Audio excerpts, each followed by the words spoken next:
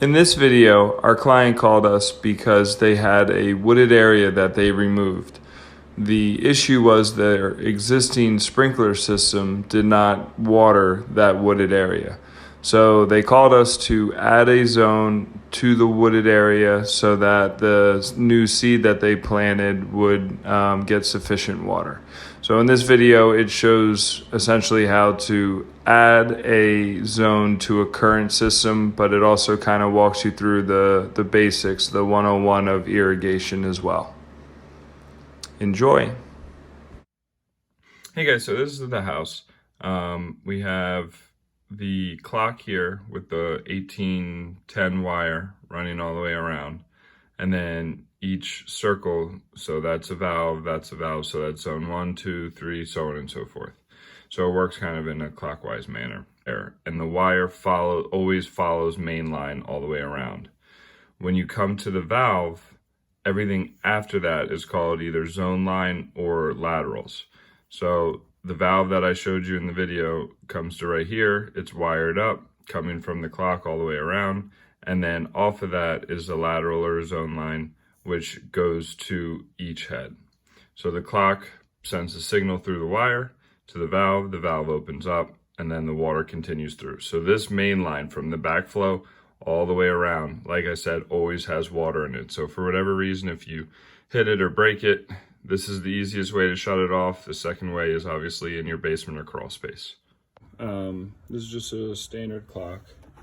And in here, as confusing as it looks, it's really not. So the white wire is your common, which goes to all your valves, and then each color after that is its own valve. So as you can see, it's 1 through 8. Over here you have your power, your ground, and your rain sensor.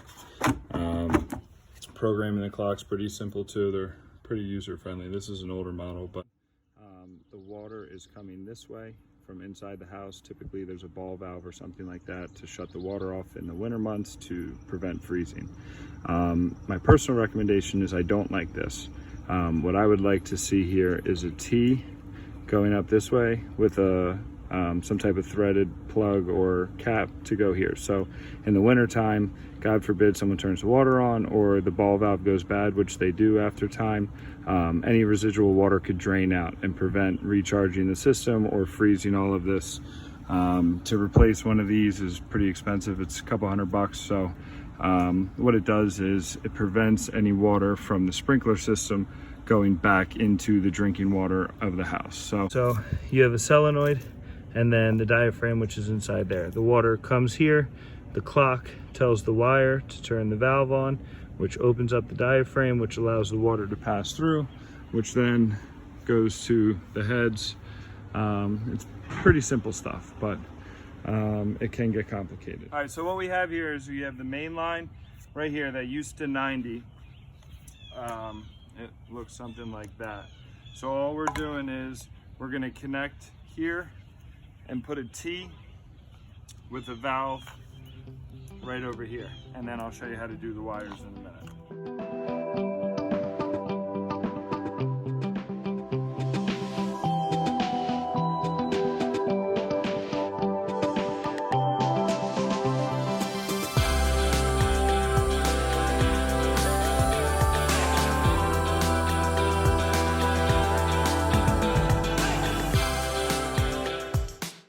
So when you have a valve, you can see that the arrow is facing that way. So when you have main line, you want the arrow going to the lateral. So it's gonna go in like that.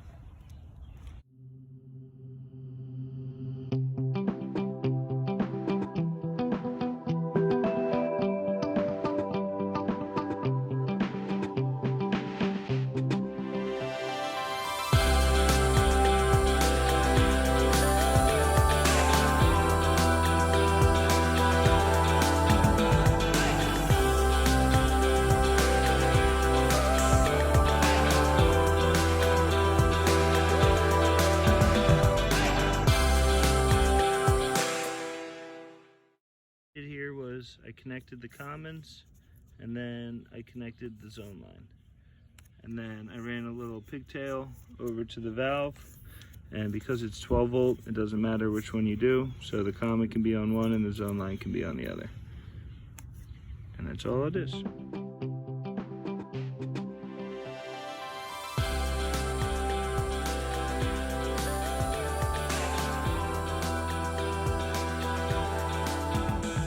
So this is a Rainbird clock.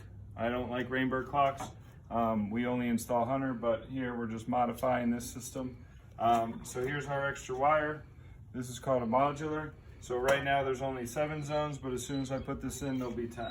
So all you do is make sure it's at the unlock position. You slide it up, lock it in, and that's it. Now you have an additional 3 zones that you can do. So you stick the wire behind the screw, and then you tighten it up.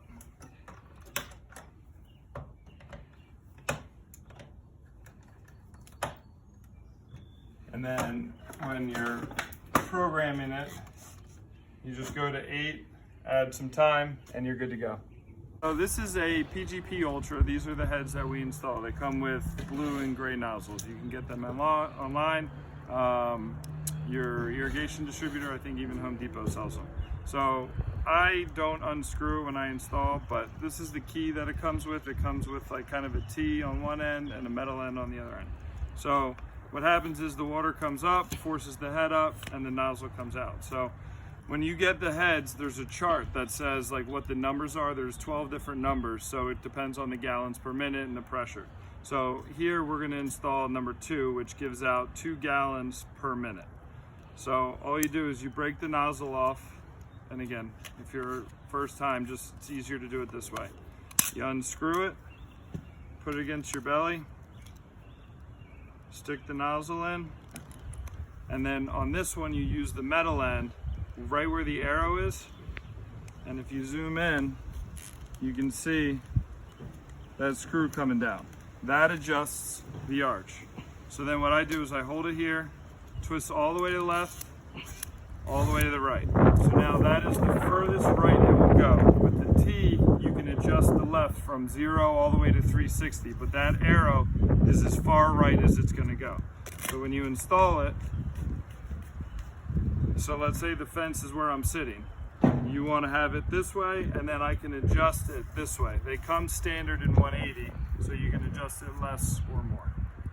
All right, so once you put your nozzle in, this is called a barb to 3/4 thread. So when you have a rotor head, which are the ones that shoot out far, they take 3/4. When you have a spray head, they take 1/2 inch. So you know the difference between the 3/4 is always gray and the black is the 1/2 inch. So on the bottom of the head, you just screw this on.